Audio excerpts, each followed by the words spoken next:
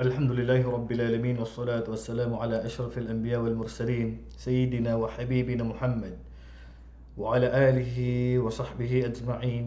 أما بعد. السلام عليكم ورحمة الله وبركاته. Ngayon ay dadako na tayo sa ikapitong aralin.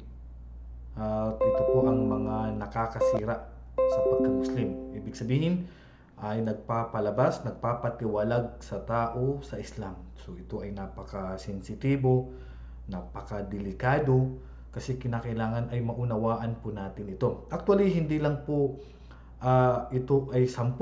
Marami pong ah, opinion dito ang ating mga ulama na mga nagpapalabas at nagpapatiwalag sa tao sa Islam, pero ang kabuuan po ng lahat ng mga ito na paghahati-hati nila sa mga nakapagpapalabas sa tao sa Islam ay nabuo ito sa 10 lamang.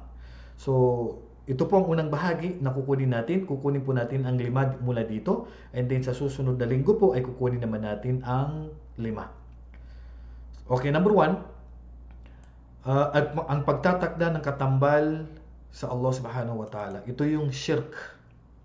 Ito yung pagtatambal at pagsamba maliban sa Allah Subhanahu wa Ta'ala. Kapag kasumamba ka maliban sa Allah Subhanahu wa Ta'ala, nagpatira pa ka maliban sa Allah Subhanahu wa Ta'ala, labas ka na sa Islam. Sabi ng Allah Subhanahu wa Ta'ala, "Inna Allah la yaghfiru an yushraka bihi wa yaghfiru ma duna dhalika liman yasha." Katotohanan, hindi patatawarin ng Allah ang kasalanang bigyan siya ng katambal. Hindi mapapatawad ng Allah ang taong sumamba maliban sa Allah habang buhay siyang mananatili sa impyerno. Waliyadu billah. Tunay na nakakalungkot, mga kapatid, ang mga namatay na hindi Muslim. Bakit? Habang buhay sila sa impyernong parurusahan ng Allah Subhanahu wa Ta'ala. At ipagbabawal sa kanila ng Allah ang paraiso. Kaya napakaswerte. Ito ang sinasabi ko, napaka mapalad ninyong mga bagong yakap sa Islam, dahil nailigtas ninyo ang inyong sarili mula sa naglalagablab na apoy na habang buhay na parusa sa kanilang mga hindi Muslim. Subhanallah. Tunay na kayo ay ginabayan ng Allah sa matuwid na landas. Tunay na kayo ay mapalad dahil bago dumating sa inyo ang kamatayan ay natanggap nyo na po ang Islam. Ang nakakalungkot dito, ang inyong mga kamag-anak, mga kakilala, na hindi sila yumakap sa Islam at namatay sila na hindi Muslim, naway gabayan ng Allah Subhanahu wa Ta'ala silang mga buhay pa hanggang ngayon at makilala nila ang katuruan ng Islam at mamatay sila sa Islam. Ang pinakamataas na antas na biyaya ng Allah Subhanahu wa Ta'ala ay ang pagiging Muslim mo. Ang makilala mo ang Islam, ang tanggapin mo ang Islam, ang manatili kang Muslim, ang mamatay kang Muslim. Yan ang pinakamataas na antas ng biyaya ng Allah Subhanahu wa Ta'ala. Dahil anumang nagawa mong kasalanan sa mundo ay mananatili ka pa rin na Muslim at mayroon pa rin kapatawaran.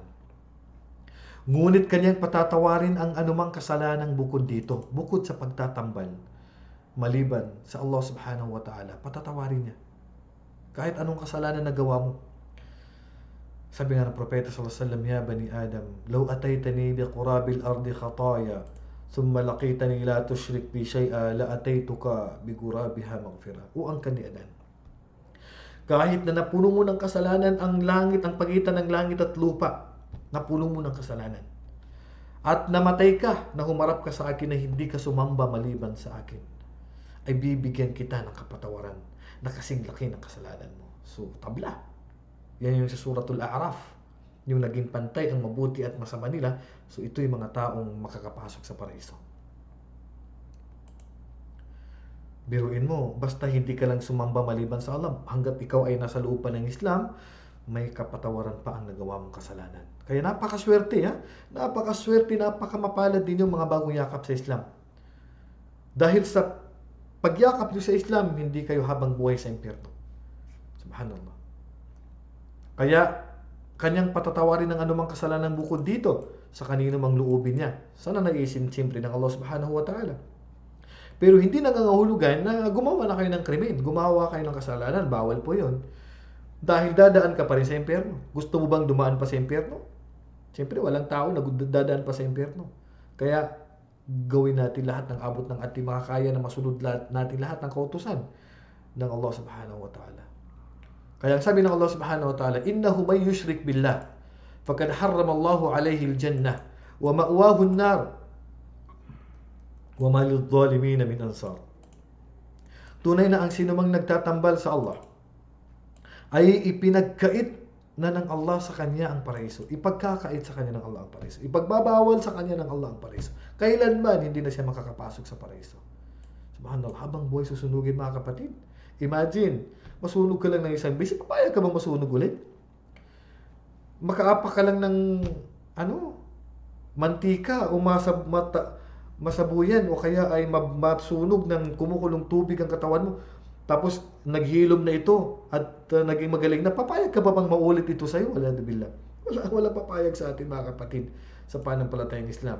Paano kaya sa kabilang buhay, sa impyerno, paulit-ulit na pinarurusahan ng mga tao doon? Kullama nadijat juluduhum baddalnahum juludan ghayraha liyaduqul adab. Sa tuwing madudurog, matunaw, malanta, masunog ang kanilang mga balat sa parusa ng Allah subhanahu wa ta'ala, ay papalitan ulit ng Allah ng panibagong katawan, magandang katawan upang sunugin ulit. At nang sa ganun ay paulit-ulit nilang maramdaman ang matindi na parusa ng Allah subhanahu wa ta'ala. Ilayo tayo ng Allah subhanahu wa ta'ala sa ganitong mga sitwasyon sa kabilang buhay. Naway papasukin tayo ng Allah subhanahu wa ta'ala sa paraiso na hindi na tayo dadaan sa impyerno. Allahumma amin. At ang magiging ang hantungan niya ay ang apoy sa impyerno. Waliyadu billah. Biruin mo, hantungan, bahay. Okay lang kulungan, mabibisita ka pa, madadalaw ka pa. Ang bahay mo, impyerno, apoy naglalagablab. Waliyadu billah. Apoy, mga kapatid sa pananampalatayang Islam. Tirahan, apoy. Doon ang tao na sumamba maliban sa Allah nakatira sa apoy. Subhanallah. Sa tuwing hihilingin nila na mabawasan ang kanilang parusa, falan nazidahum illa adaba. Hindi namin babawasan, sabi ng Allah, ang kanilang parusa. Dadagdagan pa namin. Hihiling sila ng maiinom. Paiinumin sila ng kumukulong tubig. Galing sa bakal na tinunaw. Ipapainom sa kanila. La hawla wala quwwata illa billah, mga kapatid sa pananampalatayang Islam. Tunay na nakakatakot. Ang tirahan nila apoy, walang aircon, walang electric fan.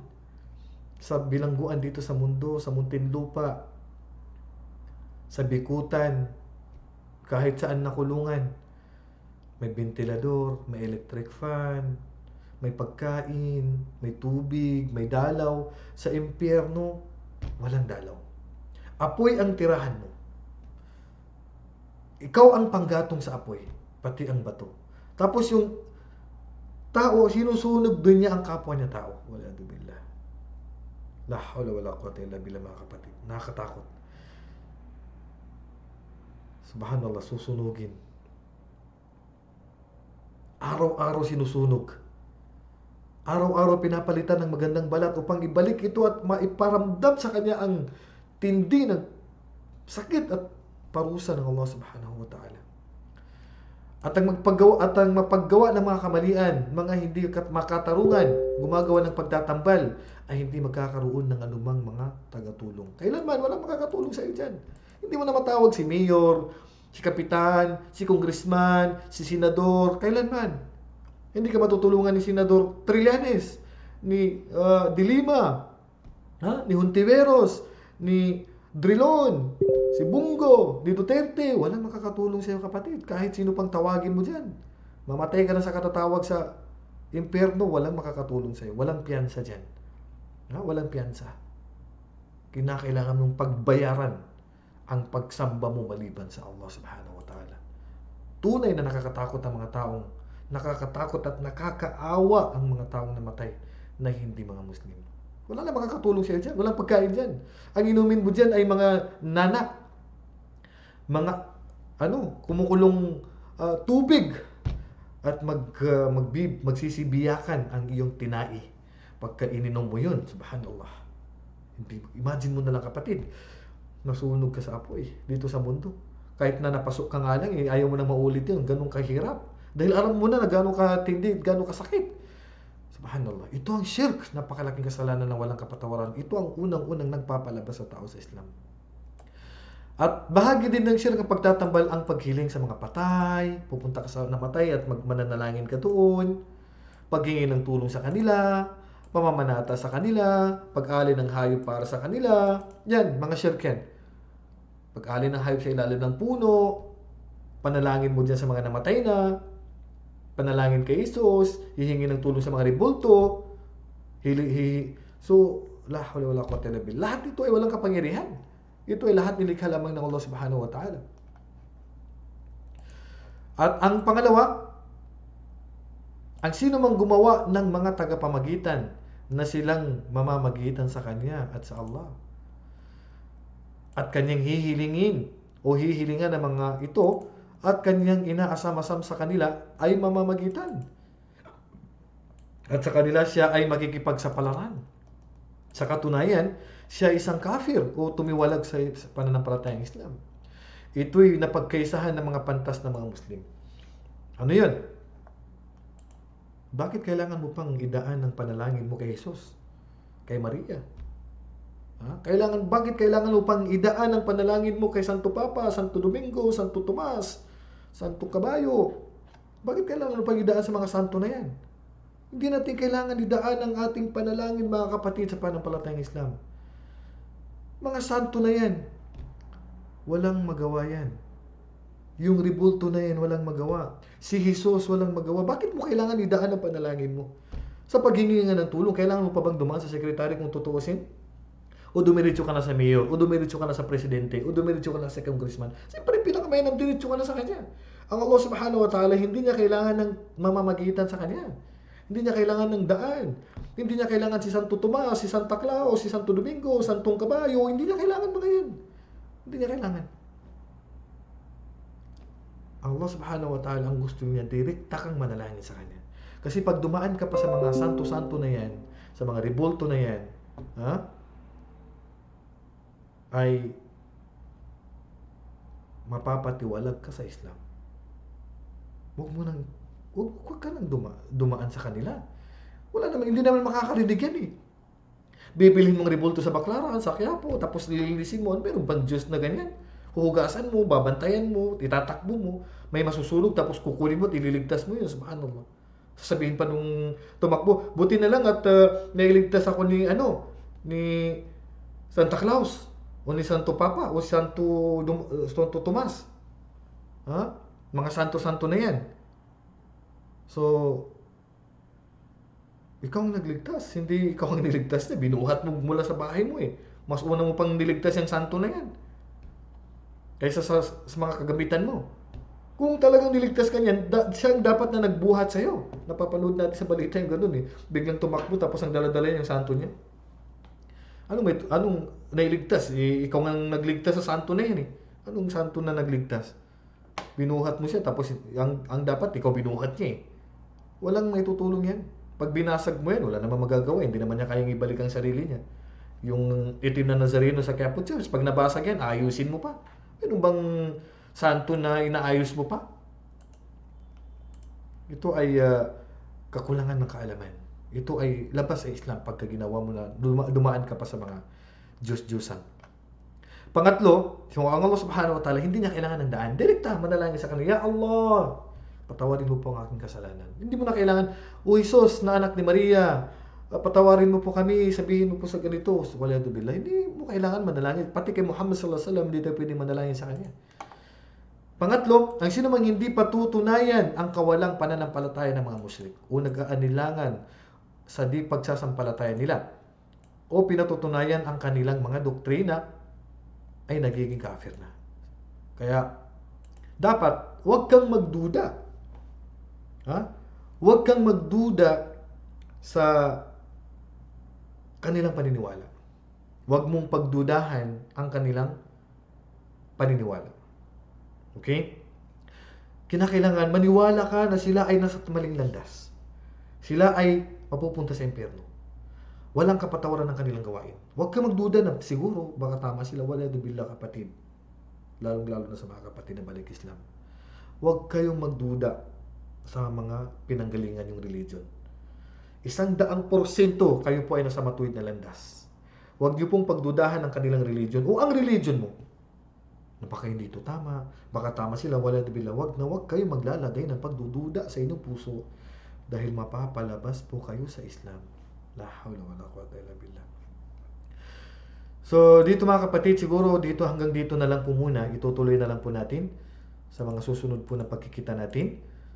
Ito po ang part 1 o unang bahagi ng ating talakayin sa mga nakapagpapatiwalag sa tao sa relihiyong Islam. So, abangan po ninyo hanggang sa mga susunod na pagkikita natin bilang karugtong ng mga nakapagpapatiwalag at nakakasira sa pagiging Muslim ng tao. So, hanggang dito na lamang. Wallahu a'lam. Wa sallallahu ala nabiyyina Muhammad wa ala alihi wa sahbihi ajma'in. Assalamu alaikum wa rahmatullahi wa barakatuh.